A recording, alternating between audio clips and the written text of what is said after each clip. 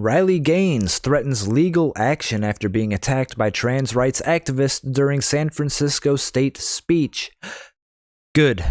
Good. Sue them all. Hold them all accountable. I do not care. These people need to learn a lesson. There needs to be consequences for forming these just angry mobs of trans rights activists who think they can do whatever the hell they want because, well, they pretty much can. Because who's going to stop them? The police are always on their side.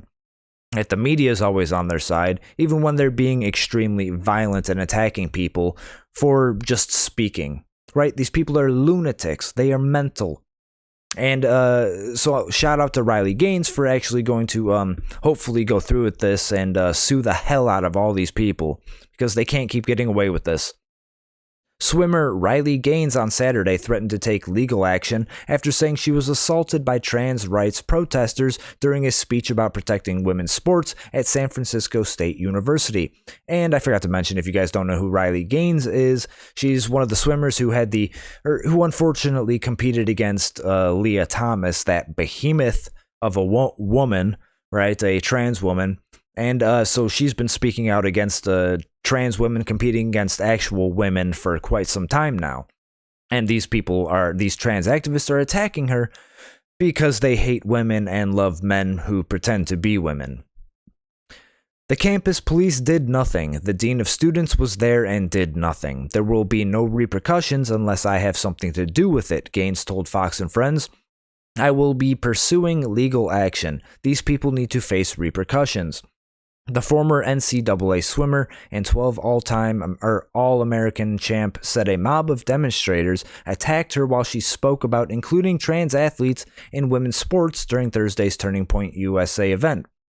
Dramatic video Gaines shared on Twitter shows her being ushered out of a classroom and into a hallway by security as protesters chase after her. One of the activists get in front of her and shouts, "Trans rights are human rights, and yeah, you effing transphobic bitch, I fucking see you." I assume they were doing the floppy wrist thing. I just assume that's how they all talk. The prisoners are running the asylum at SFSU. I was ambushed and physically hit twice by a man. I assume that man was probably also in a dress. Additional footage shared on social media shows security blocking Gaines from a mass of protesters before she was escorted to a safe room, where she was barricaded for 3 hours. She had to hide in this room for 3 hours because these people were, I don't even want to know what they would have done to her if they got their hands on her. Truthfully, I think these people resort to anger, both verbally and physically, and violence because they know they don't have a reason on their side, or they don't have reason on their side. They cannot debate me with logic or science or any kind of data that supports their argument, so they resort to personal attacks. She's absolutely right about that. She's 100% right about that.